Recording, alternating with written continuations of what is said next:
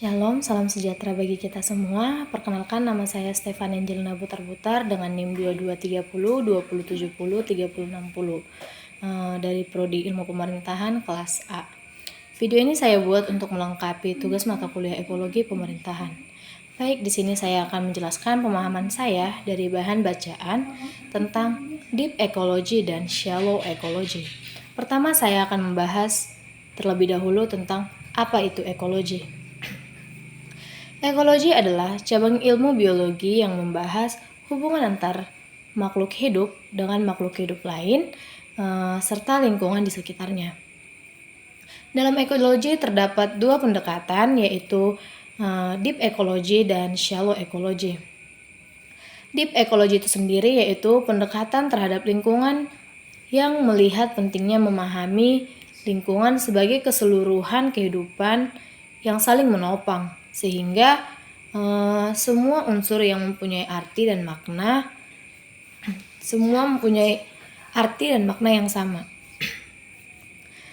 Deep ecology memandang bahwa manusia merupakan bagian internal dari lingkungannya. Melihat pentingnya memahami lingkungan sebagai keseluruhan kehidupan makhluk hidup yang saling menopang hingga mempunyai arti yang sama. Setiap makhluk hidup memiliki bawaan, maka dengan demikian memiliki hak juga untuk dihargai, hak hidup, dan hak berkembang. Secara umum, deep ecology selalu menekankan pada hal seperti satu, manusia adalah bagian dari alam. Yang kedua itu menekankan hak hidup makhluk lain walaupun dapat dimanfaatkan oleh manusia, tapi tidak boleh digunakan sewenang-wenangnya. Yang ketiga itu ada kebijakan manajemen lingkungan bagi semua makhluk hidup. Dan selanjutnya ada alam harus dilestarikan dan tidak dikuasai. Selanjutnya itu pentingnya melindungi keanekaragaman hayati. Dan yang keenam itu ada menghargai dan memelihara alam. Yang ketujuh itu ada mengutamakan tujuan jangka panjang sesuai ekosistem. Dan yang terakhir itu ada mengkritik sistem ekonomi dan politik dan menyodorkan sistem alternatif, yaitu sistem mengambil sambil memelihara. Baik, selanjutnya saya akan membahas tentang shallow ecology. Shallow ecology adalah pendekatan terhadap lingkungan yang dimana bahwa lingkungan sebagai sarana untuk kepentingan manusia. Shallow ecology sendiri menekankan bahwa lingkungan adalah sarana untuk kepentingan manusia saja. Biasanya diterapkan pada filsafat rasionalisme yang memiliki pandangan bahwa alam bertujuan hanya untuk memenuhi kebutuhan hidup manusia. Mengutamakan hak-hak manusia atas alam tanpa tanggung jawab manusia. Dan mengutamakan